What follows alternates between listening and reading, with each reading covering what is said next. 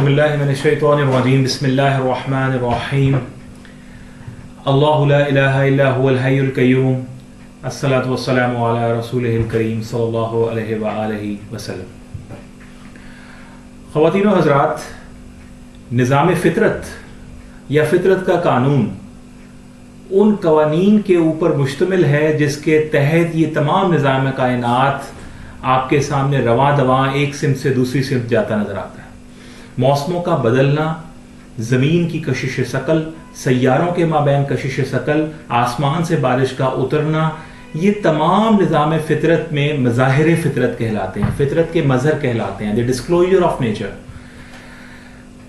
اس فطرت کے اتنے خوبصورت نظام کو دیکھ کے اکثر اوقات ہمارے ذہنوں میں ایک بات ابھرتی ہے، اور وہ بات یہ کہ کیا یہ سب چیزیں جیسے چلتی چلی جاتی ہیں، کیا یہ فطرت ہی کہیں خدا کا نظام تو نہیں؟ اور اکثر اوقات ویسٹ میں بھی یہ ڈائیکاٹمی ان کے ذہنوں میں موجود ہے کہ یہ تمام کا تمام نظام فطرت ہی ایسے ہی قائم ہے جیسے یہ اس وقت ہمارے سامنے چل رہا ہے. اس خیال میں جو ایک سب سے بڑی برائی موجود ہے، یا اس خیال کا سب سے بڑی جو کمی اور کجی ہے، وہ یہ کہ یہ خیال ڈائریکٹلی براہ راست اللہ کے وجود کے خلاف ہو جاتا ہے.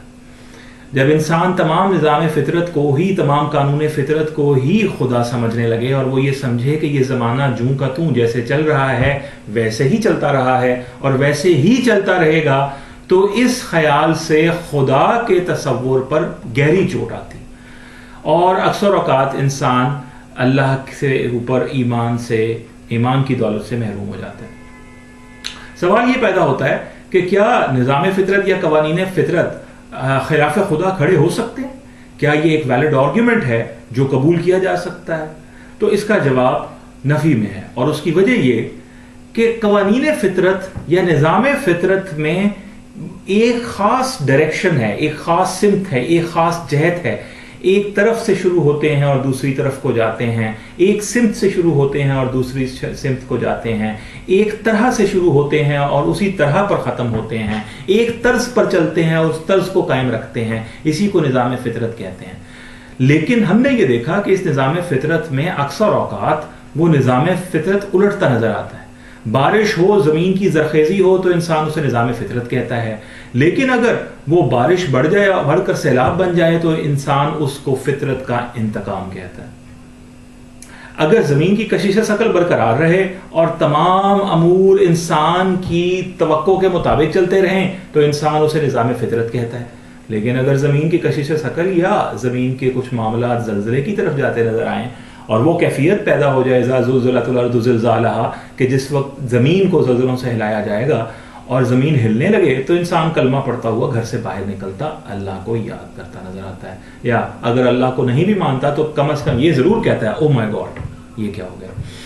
یعنی نظام فطرت جوں کا توں چلے تو انسان اس کو خدا کے خلاف کھڑا کر دیتا ہے، اور اگر نظام فطرت اپنی ذرا بھی طرز بدلے تو انسان چاہے او مائی گاڈ کہہ کے ہی یاد کرے لیکن خدا کو یاد ضرور کرتا ہے.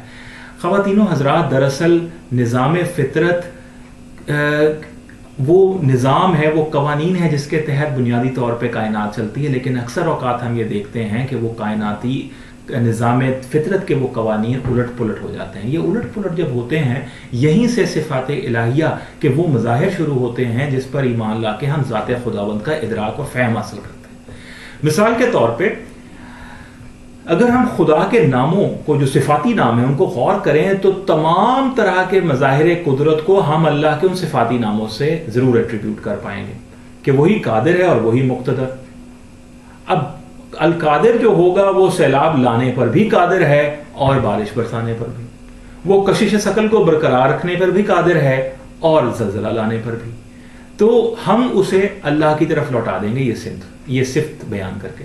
اگر ہم اسے المقتدر کہیں تو اس کے بھی یہی معنی ہوئے. ہم اکثر دیکھتے ہیں کہ بچے کو ویسے تو جوانی اور بڑھاپے سے گزرتے ہوئے 90 سال یا 100 سال کی عمر میں مرنا چاہیے، لیکن بچہ پیدا ہوتے ہی مر چلا جاتا ہے. اگر وہ بوڑھا ہو جائے تو اسے نظام فطرت کہتے ہیں، اگر وہ بچپن میں فوت ہو جائے تو ہم کہتے ہیں فطرت کا انتقام ہے. اصل میں یہ سارے کا سارے نظام اللہ کا نظام ہے.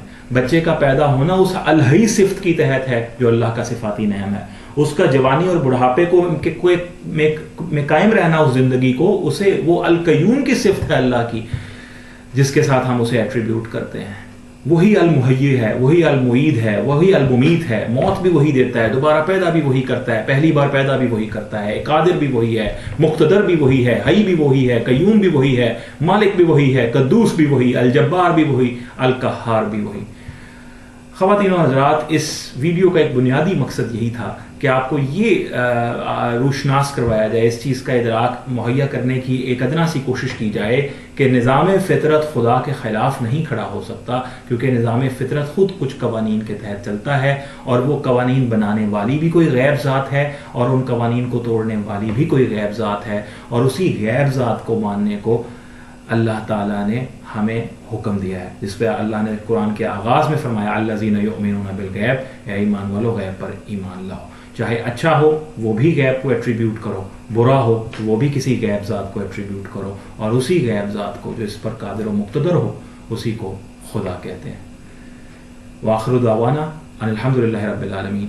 السلام علیکم.